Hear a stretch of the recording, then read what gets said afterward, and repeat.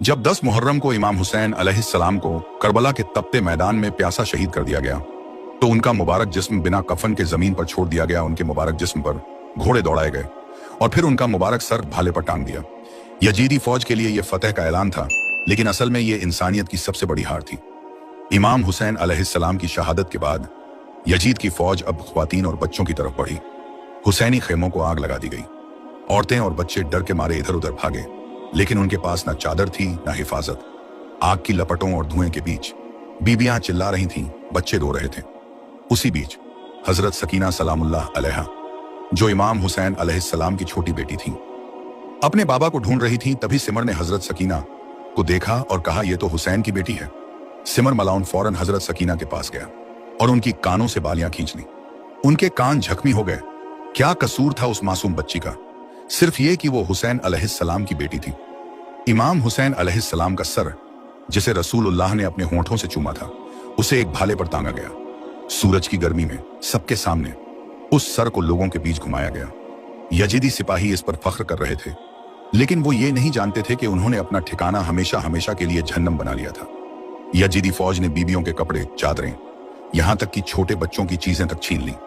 उन्हें लगा था कि हुसैन अलैहिस्सलाम के खेमों में सोना, चांदी और माल मिलेगा, लेकिन जब कुछ ना मिला तो उन्होंने जुल्म करके अपना दिल ठंडा किया। इमाम जैनुल आबिदीन अलैहिस्सलाम, जो उस वक्त बहुत बीमार थे, उन्हें भी कैद कर लिया गया।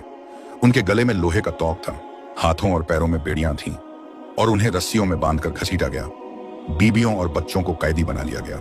बीबी जैनब सलामुल्लाह अलैहा और बाकी ख्वातीन और बच्चों को रस्सियों से बांधकर ऊंटों पर बिठाया गया और जो भी बच्चा ऊंट से नीचे गिर जाता वो वहीं पर ही शहीद हो जाता।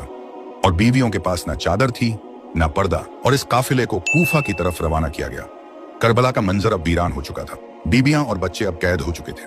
यजीदी सिपाहियों ने उन्हें रस्सियों से बांध दिया। कुछ के हाथ पीछे से बंधे, कुछ के गले में तोक और पैरों में जंजीरें थीं। बीबी जैनब सलामुल्लाह अलैहा और दूसरी शरीफ खवातीन को बिना चादर, बिना हिजाब के ऊंटों पर बैठाया गया। छोटे छोटे बच्चे, जिन्होंने अब तक अपने बाबा, चाचा, भाई सबको शहीद होते देखा था, अब भूखे प्यासे इस काफिले का हिस्सा थे। हजरत सकीना सलामुल्लाह अलैहा बार बार रोती थीं, मेरे बाबा कहाँ हैं? मुझे बाबा के पास ले चलो। जब यह काफिला कूफा पहुंचा तो इसका इस्तकबाल पत्थरों और गर्म पानी से किया गया। बीबी जैनब सलामुल्लाह अलैहा ने वहीं खुद को संभाला और भीड़ से कहा, क्या तुम्हें शर्म नहीं आती? क्या तुम नहीं जानते हम कौन हैं? ये वही हुसैन अलैहिस्सलाम हैं जो तुम्हारे नबी के नवासे हैं, और हम इसी हुसैन की बहन बेटियां हैं। काफिला अब कूफा के हाकिम इब्ने ज़ियाद के दरबार में पेश किया गया। फिर इब्ने ज़ियाद ये सोचता है, अब मैं अपनी जीत का जश्न कैसे मनाऊं? वो अपने सिपाही को हुक्म देता है, जाओ कैद से मुख्तार अल शफी को लेकर आओ।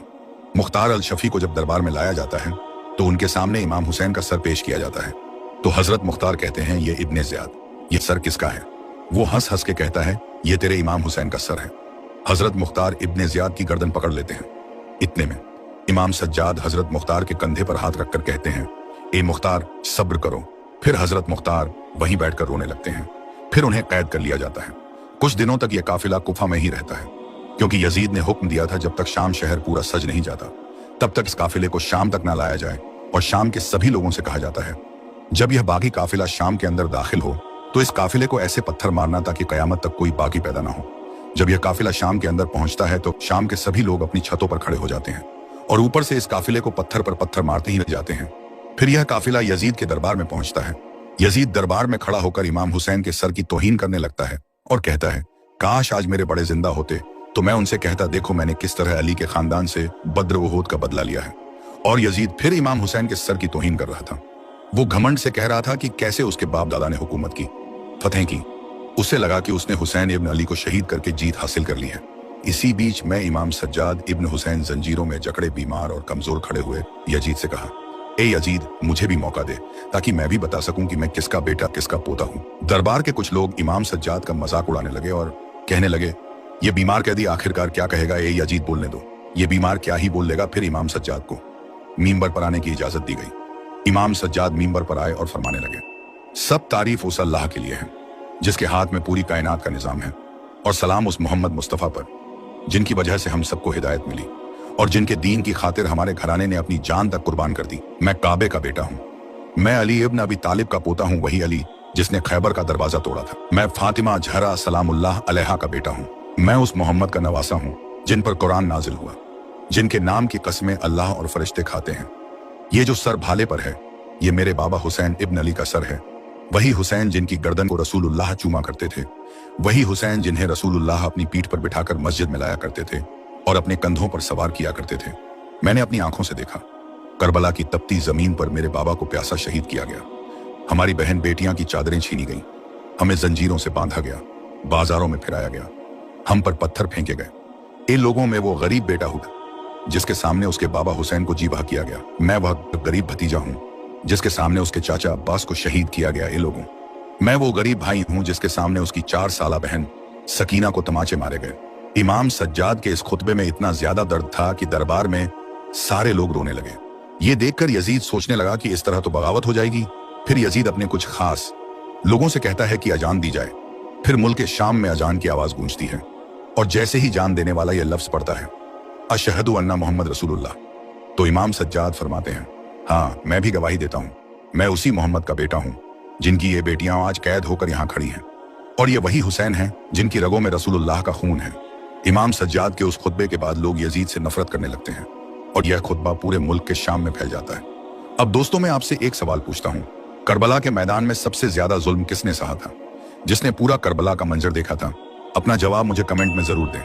यह सिर्फ कहानी नहीं बल्कि इंसानियत की सबसे बड़ी कुर्बानी है। इमाम हुसैन ने हमें सिखाया कि जुल्म के सामने सर कटा दो, पर जुल्म के सामने कभी सर झुकना नहीं चाहिए। बीबी ज़ैनब ने दिखाया कि औरत की आवाज भी जालिम के तख्त हिला सकती है।